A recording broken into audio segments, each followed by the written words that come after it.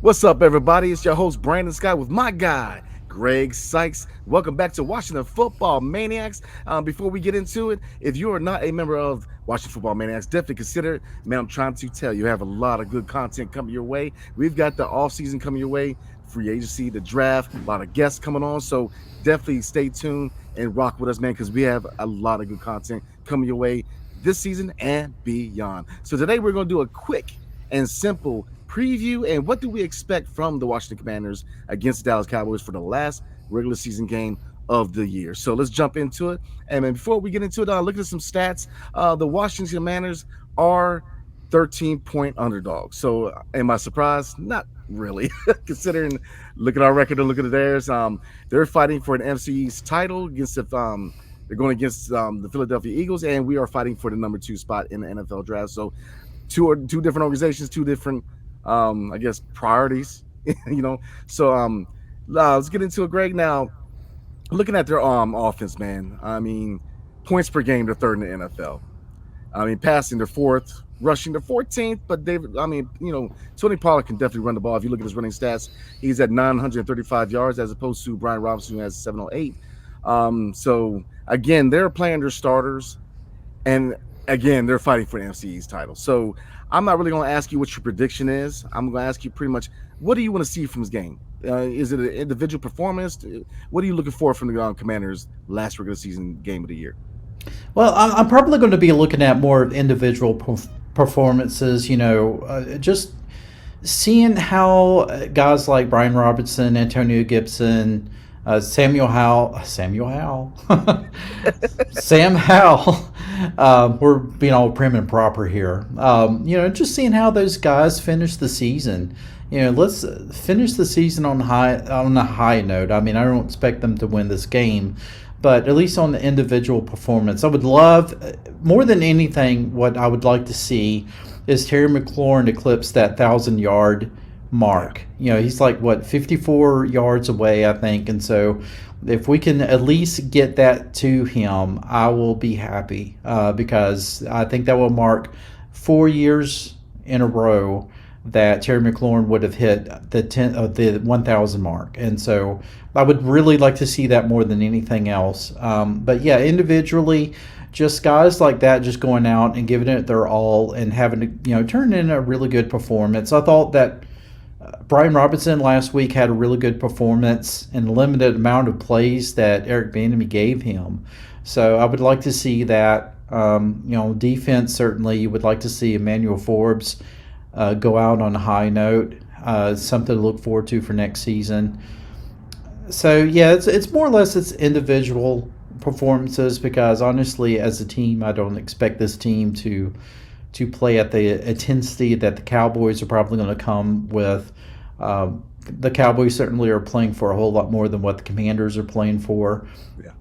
Yeah. So I mean, I would still like to see a good game, but. And I'm never going to wish for, I know this is going to sound bad, I'm never going to wish for a loss against the Cowboys, because it's the age-old thing with any of us Washington fans.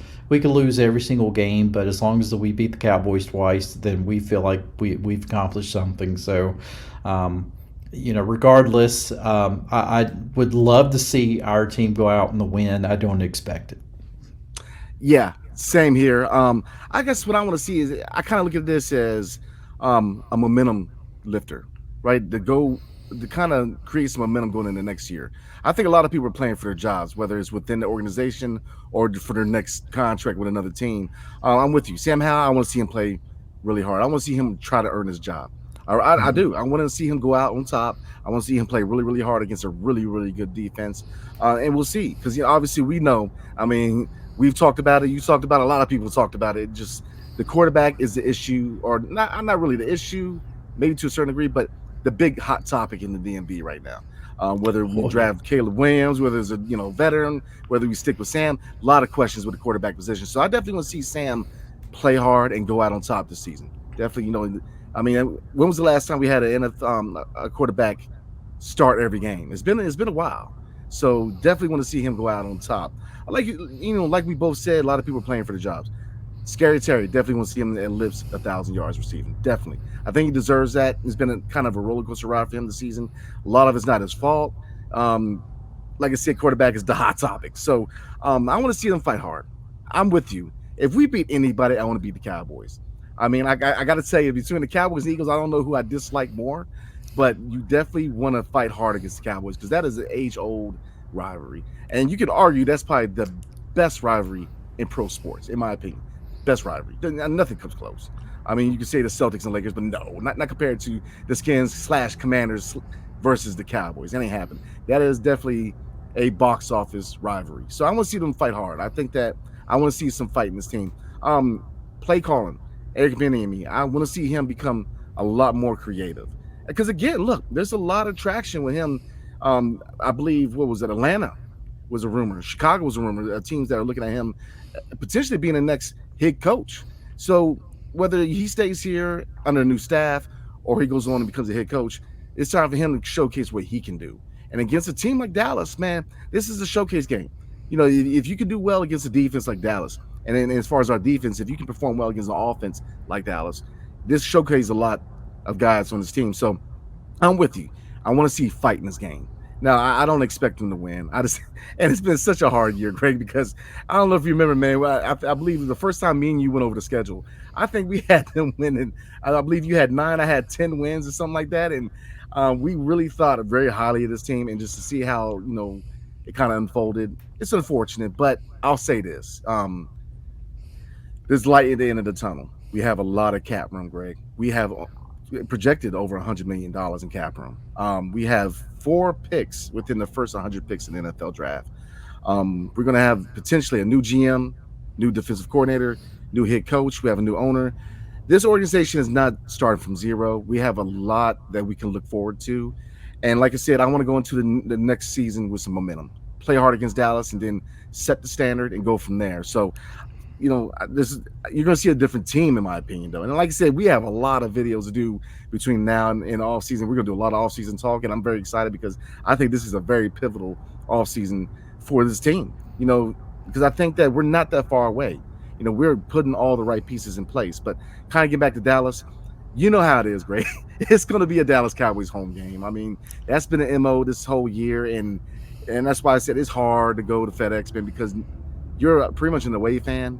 So you best believe the Dallas fans are going to show out, but I want to see some fight from everybody. I want to see some fight from players. I want to see some fight from the coaches. I want to see fans, man. Get loud. I mean, in closing, at this 49ers game, what really got me down was I'm one of the few guys screaming defense. As a fan base, we need to get back into being loud, being proud, yelling, getting into the game. We should not be outnumbered. We should not being out yelled at FedEx. We need to take FedEx back, and that's something I want to see next year. I definitely want to see this organization try to bring fans back. I believe they are coming back, but let's take FedEx back, and it starts on Sunday. So before we roll, 4:25 on Sunday, the Washington Commanders host the Dallas Cowgirls for the season finale. I got. He had to get that in there. He had to get that in there. Absolutely. So, I mean, like I said, this is definitely a game where I believe we should play them hard and try to play for a W. Just try to spoil that for them. So, before we roll, man, do you have anything else you want to cover before we roll out? Well, just to say that in the next couple of weeks, and probably sooner than that, we're going to be covering certainly the draft. I've already been, coming out with some mock draft videos. We'll be covering free agency. I've already started looking into, some of the guys that I think that we should probably target in the off season.